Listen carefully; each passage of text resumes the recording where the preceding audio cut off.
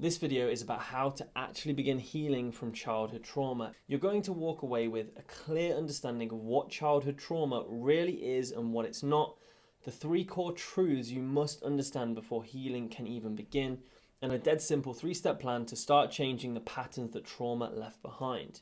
If you've ever asked yourself, why do I react this way? Why do I still feel stuck? Why do I sabotage things that are good for me? This is the root. So part number 1, what childhood trauma actually is and why it stays hidden. So let's get something straight. Childhood trauma isn't always what you think it is. Most people hear the word trauma and they think abuse, violence, being abandoned in a really catastrophic way. But trauma can also look as simple as being regularly ignored, having a parent who was physically present but perhaps not emotionally available, being praised only when you performed and not when you simply existed, never having space to be messy, emotional, or vulnerable. That's also trauma, because trauma isn't defined by what happened, it's defined by what your body had to do to protect you. So what is trauma really? Trauma is stored survival strategy. It's your nervous system saying, let's shut this feeling down, it's too dangerous. Let's be what they want, it's safer that way. Let's stay small, attention leads to punishment. And here's the catch. These decisions were made before you had language to understand them. They live in your body, in your reactions, in your patterns. So even if you can't remember anything particularly bad, your behavior might be saying, I'm still on guard. I still don't feel safe. I still think love has to be earned. So why does it stay with us? Because your body learned survival first. Before you learned math, conversation, or who you were, you learned how to be safe in your environment.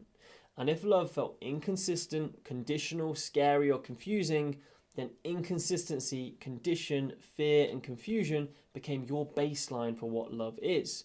And this is exactly why people fall for emotionally unavailable partners, freeze during hard conversations, over-apologize or shut down when they feel rejected, constantly feel like they're too much or not enough, or sometimes weirdly both. Your nervous system is scanning for the emotional threats it used to know, even if they are no longer present. Remember, you're not dramatic, you're patterned, and your pattern is trying to protect a younger version of you who never felt fully safe. So my question to you, have you ever reacted in a way that didn't make sense for your age but made perfect sense for your childhood? Part number 2, the 3 core truths you must understand to heal childhood trauma. Before you can truly start healing, you have to understand what you're actually healing from. And it's not the event. It's what the event taught you about yourself, the world, and your worth. So let's go through the 3 truths that actually change everything. Truth number 1, your body remembers what your mind forgot. You might not have any big memories. You might say things like, well, it wasn't even that bad. My parents were strict but loving. They did the best they could. And that might all be true. But meanwhile, your heart races when someone raises their voice. You freeze when someone asks you what's wrong. You walk on eggshells in relationships for no clear reason. That's your nervous system remembering a moment your mind trying to bury. Because in childhood, when something is emotionally overwhelming and inescapable, your brain often goes, forget it, just survive it. This is why trauma is stored as a response, not a memory. So healing starts when you stop searching for proof and start trusting your reactions. If your body says, this isn't safe, but your brain says, don't be silly, nothing happened, your body is probably closer to the truth than your brain. And I hear you, but I feel guilty questioning my parents. And this is common because your child self needed to protect the attachment bond to survive. So you of course blamed yourself. I must be too sensitive. It's my fault they got angry. I shouldn't have needed so much. Healing doesn't mean rejecting your caregivers. It means holding both truths as one. They did their best, and I still carry wounds that I can't see. That's okay. Truth number 2 is you internalize beliefs that were never yours.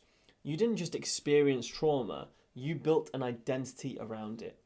Every time you were ignored, overcorrected, guilted, compared, or emotionally rejected, your child brain made meaning out of it. So it told you, I must be the problem. I need to be easier to love. If I'm just good enough, I'll finally be safe. These aren't personality traits. These are strategies for survival dressed up as identity. And the longer you repeat them, the more they feel like you. Because healing actually means asking, where did I first learn that I had to earn love? Who taught me I was too much? What part of me is still performing for approval? These are not rhetorical questions. They are invitations to unlearn what never belonged to you in the first place. And again, I hear you, but what if I've built my whole life around these beliefs? Then good. That means you're strong. You're a really, really strong person. Because if you learn them out of survival, you can also unlearn them in a safe environment. Truth number 3, your triggers are clues, not character flaws.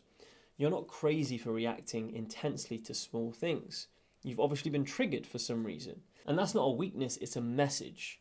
Triggers are your body saying, this situation feels like something I once couldn't escape.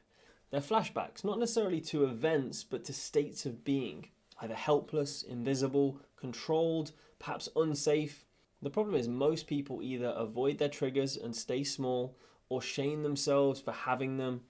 But here's the shift. A trigger is a wound asking to be held differently. So instead of saying, I shouldn't feel this way, try asking yourself, what part of me is scared right now and what does it need? That question alone can reparent your entire emotional system. So my question to you guys, which of these truths hit the hardest for you? The body remembering, the false identity, or the misunderstood trigger? And drop it below in the comments. And part number 3, a 3-step plan to start rewiring childhood patterns. Now that you understand what trauma really is and how it still lives in your body, here's exactly what to do next. This 3-step plan is your foundation. And no, it's not a magic fix, but if you follow it for just 7 days, you'll start to feel something you may not have felt in a very, very long time. Safety. Inside yourself. So let's break it down.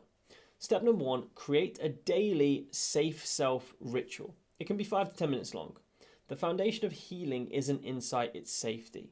And most people with childhood trauma have never felt fully safe just being with themselves. So we're going to start there. Every day, same time, if possible, give yourself 5 to 10 minutes to sit in stillness. No distractions, no multitasking. Place one hand on your stomach or your chest and ask yourself, what do I feel right now? What does my body need right now? And what would I say to the younger me in this moment? I know this sounds airy-fairy, but speak gently, write it down. For some people, you might want to cry. You're reteaching your body. You're allowed to feel and stay connected. You're allowed to exist without performing. And I hear you.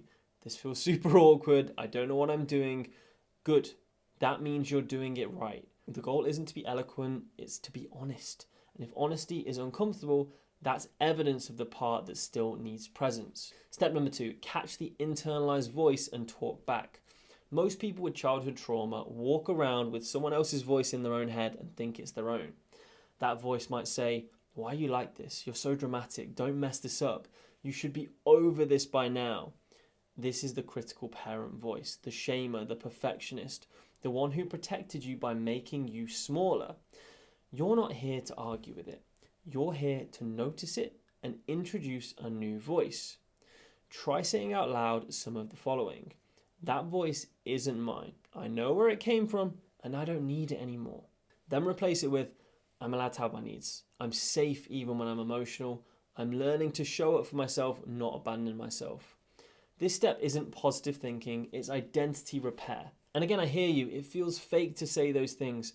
Of course it does. Your nervous system doesn't recognize them yet. You're not lying, you're introducing a new language of safety to a body that only knew performance, perhaps shame and silence. Step number 3, treat every trigger like a younger you speaking. Triggers aren't signs that you're broken. They're flares from a younger version of you asking for protection. So instead of spiraling or self-shaming, do this. Pause and say, this reaction isn't wrong, it's just old. Then ask yourself, what age does this reaction feel like? What did I need at that age that I didn't get? And can I give myself 1% of that now? Maybe that might look like taking space before replying to a hard message, putting a hand on your heart and saying, look, you're okay now, or asking for help instead of pushing through it alone. Why does this work so well? Because you're training your system to respond like a protector, not a prisoner of your past. Every time you do this, even imperfectly, you prove to your body, we don't live there anymore. And I hear you, but it's exhausting to keep managing all these reactions. Yes, it is, but it's more exhausting to keep living in patterns that hurt you. This isn't about fixing yourself. It's about reclaiming your emotional space one small act of reparenting at a time. So here's your task this week for the next 7 days. Firstly, a 5-minute daily safe self check-in. Catch and counter the internalized critical voice, and when triggered, pause and talk to the younger you. It won't feel like a breakthrough, but it will start to rebuild the bridge between who you are and who you had to become to survive.